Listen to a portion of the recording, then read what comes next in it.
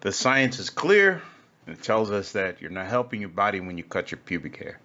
Science is clear. You should never remove your pubic hair. It's really good for you. Many people don't even know why pubic hair even exists. People have never stopped to think, well, why does this exist? Don't use razor blades, electric shavers, tweezers, waxing. There are six good reasons why you shouldn't cut your pubic hair. I've heard many people say it's dirty. Your hair will always win. No matter what you use, it's gonna come back. Leave it alone. Some even women will go, I just feel so much cleaner when I'm on my period. And then they'll go, most likely, most guys don't really like pubic hair. And then they'll be like, I'm a modern woman. Of course, I don't have pubic hair. So let me give you some of the 6 reasons why you shouldn't shave your pubic hair, especially for women. First of all, it's healthy for your skin. Have you ever seen like high definition, like women, like naked pictures or porn or whatever, and it's high definition and a person is bald? It looks like a scorched battlefield.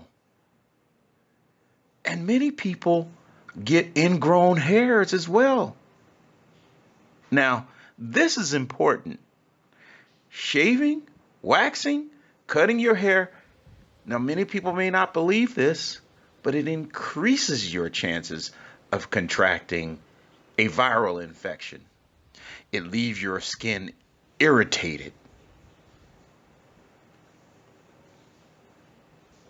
You can always see skin of a woman who shaves many times. It's irritated. In other words, your skin becomes angry. The removal just naturally irritates and inflames the hair follicles left behind, leaving microscopic open wounds. Shaving causes irritation of that area. That irritation is combined with a warm moisture environment. It becomes a happy culture medium of some of the nastiest of bacterial pathogens and infections. Think about it. If you shaved your leg and put alcohol on your leg, you would feel your skin being open. If a person engaged in sex with and has been freshly shaved, it becomes like sandpaper, which creates more friction during sex. It becomes flesh on flesh, which creates more friction. It also protects your skin from bacteria. It catches bacteria, the hair, it catches bacteria before it reaches your skin. It also removes sweat from your skin. Plain and simple, number 1, shaving or waxing your pubic hair increases your risk of contracting viral infections of the skin. Number 2, which is really close to number 1. And number 1 is really, I'm just saying it's more hygienic Number two flows into that. It just, again, it just protects you from disease. Like musculum will take hold.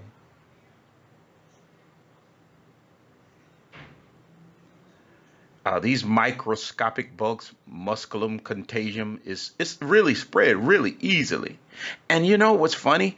Many people don't even know about um, STDs that are related just to skin. Many people think they're just safe if they use a condom.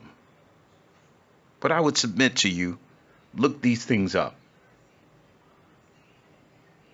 Almost all scientific studies have concluded that HPV, which is the human papillomavirus, have increased over the last 20 years due to cutting pubic hair.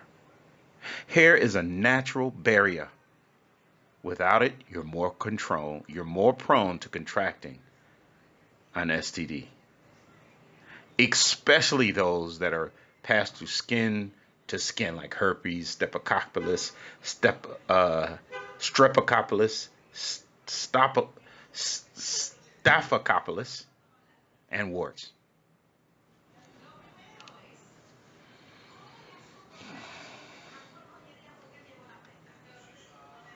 For instance, we have hair on our eyelashes, we have hair on our brows. These, things are on our bodies for reasons.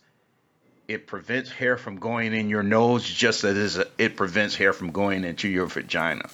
Or not hair, but dirt and particles. For instance, when you shave, some people who have been in the military can't shave because it irritates their skin so much. Some people actually, you're really kind of cutting into the top layer of your skin even when you shave.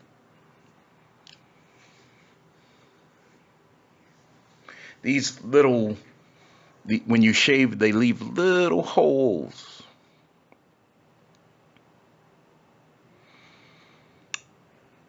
Number three, and I know people may not agree with this,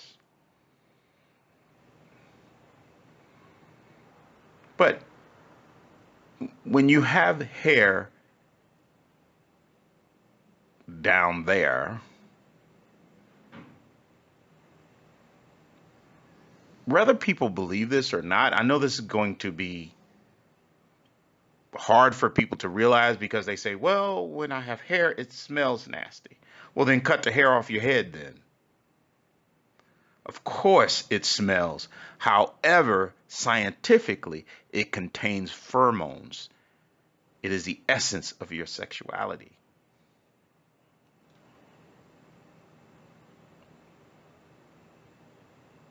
It is considered by some people an aphrodisiac.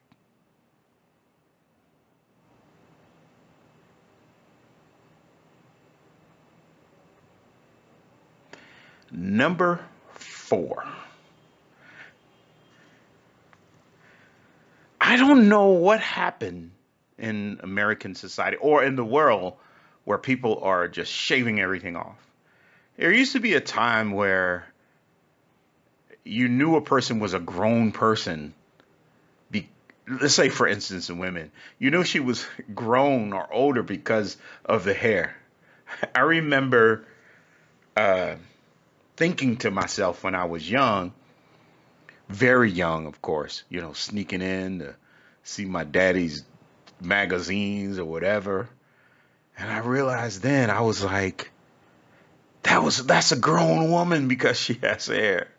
For instance, I know there are a lot of there are people out there that want to see children or want to be with children, right? If you, let's say, for instance, a young girl, and you just had a picture of her from the waist down, it might be difficult to tell if she's 10 or 20. And I do believe that may have something to do with men saying, because men want young, you know. And even some of these perverts want young girls. Who wants to see a chicken rash? It basically says you're mature. Well, few sociological theories suggests that it might have something to do with the bikinis and the thongs and the perverts, you know, or a desire to return to childhood, or a misguided attempt at hygiene, or an effort to, you know, appeal to their partner. But anthropologists suggest it's for a multitude of reasons. Also hair is naturally curlier in your private parts than on your head.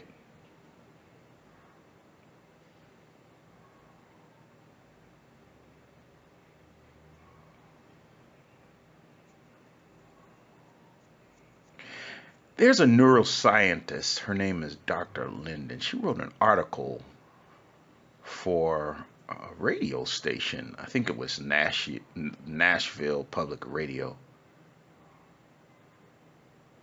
It turns out that remarkably, hairy skin has a special caress sensor.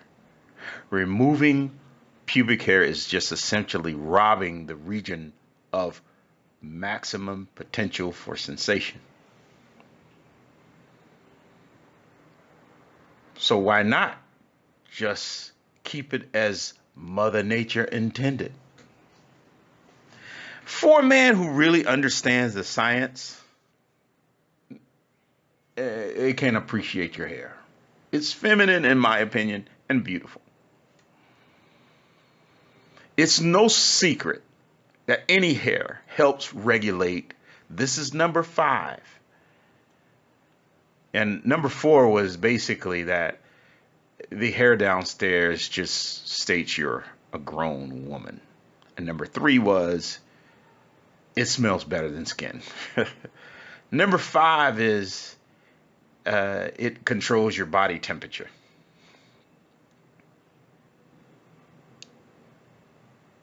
There's a sebaceous gland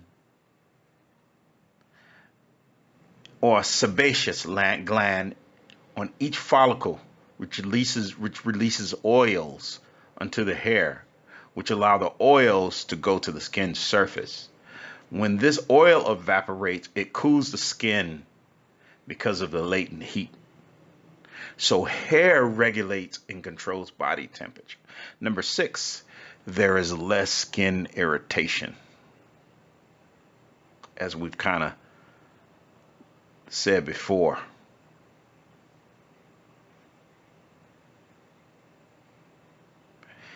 Especially for people who have skin irritation, it's just best just to leave it all. Leave it alone.